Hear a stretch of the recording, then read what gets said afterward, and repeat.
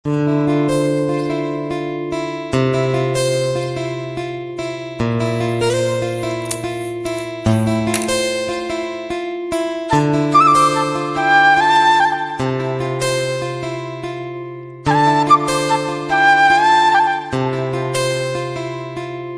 માતાજી, સ્વાગત છે તમારું આશાપુરા કિચનમાં।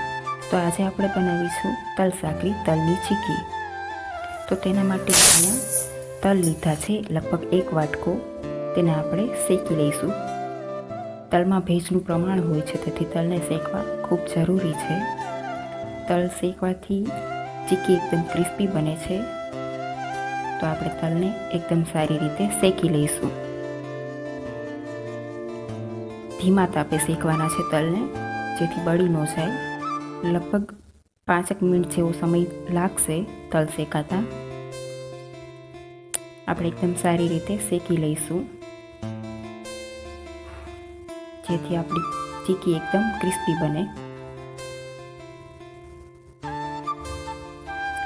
તલ શેકાઈ જાય એટલે તેને આપણે એક બીજા વાસણમાં ટ્રાન્સફર કરી દેવાના છે, કારણ કે તેમાં ને તેમાં રાખશી તો વાસણ ગરમ હોવાથી તે બળી જશે, એટલા માટે। તો અહીંયા એકદમ સારી રીતે તલને આપણે શેકી લઈશું। તલ શેકાઈ જાય એટલે તેમાંથી અવાજ આવશે, તલ ફૂટવા માંડશે। તે પછી આપણે થોડીક વાર રાખીશું। તો ધીમા તાપે જ તલને શેકવાના છે।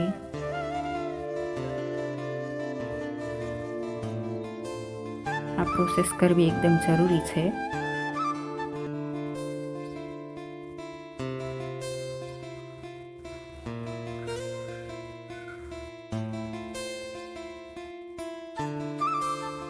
તો તલ સરસ શેકાઈ ગયા છે, આપણે ગેસ બંધ કરીને તેનું।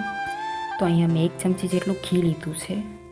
ઘી ઓગળી જાય એટલે તેમાં 1 વાટકો ગોળ લીધો છે, તેને સારી રીતે આપણે હલાવીને મિક્સ કરી લઈશું। ઘી નાખવાનું કારણ એટલું જ છે કે ગોળ જલ્દી ઓગળી જાય અને બળે નહીં।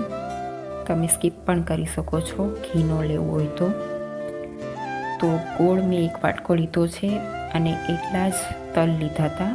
ગોળ અને તલનું પ્રમાણ એક સરખું રાખવાનું છે, એ જ એકદમ પરફેક્ટ માપ છે। એ માપથી બનાવશું ચીકી તો એકદમ સરસ બનશે। ગોળ સરસ ઓગળી ગયો છે, બહુ વાર પણ નથી લાગતી ઓગળવામાં। તો એકદમ સારી રીતે આપણે ઓગાળી લઈશું ગોળને। તમે જોવો છો ગોળ સરસ ઓગળી ગયો છે। તો ધીમા તાપે જ હું આ કરું છું, ફાસ્ટ ફ્લેમે પણ કરી શકાય, પણ એકદમ ફટાફટ કરવું પડે, નહીં તો બળી જાય।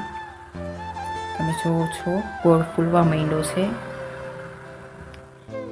તો એકદમ ફટાફટ હલાવવાનું છે। ગોળનો કલર ચેન્જ થઈ ગયો છે, તમે જોઈ શકો છો।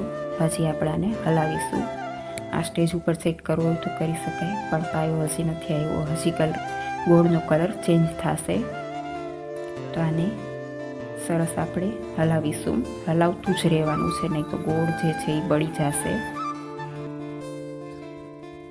એકદમ સારી રીતે હલાવતું રહીશું।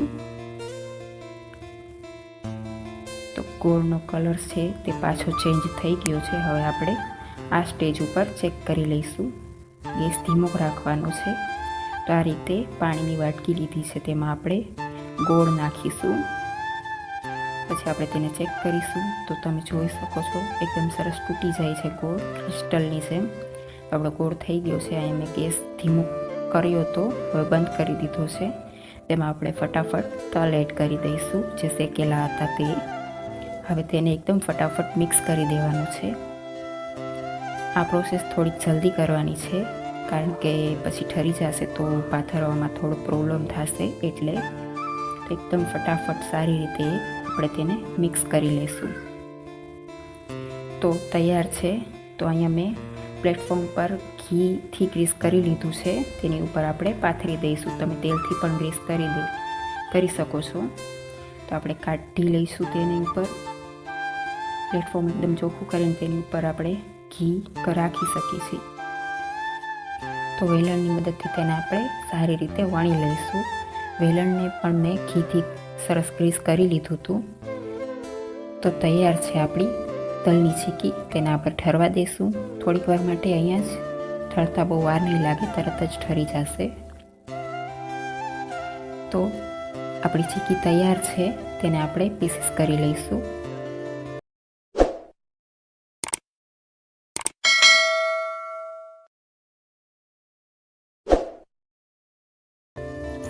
તો તૈયાર છે આપણી તલની ચીકી, એકદમ સરસ અને ક્રિસ્પી બની છે. તમે જોઈ શકો છો એકદમ સરસ ક્રિસ્પી બની છે. તો તૈયાર છે આપણી તલની ચીકી. જો તમને મારો વિડીયો ગમ્યો હોય તો મારા વિડીયોને લાઈક કરો, શેર કરો અને મારી ચેનલને સબસ્ક્રાઈબ કરો અને કમેન્ટ કરો.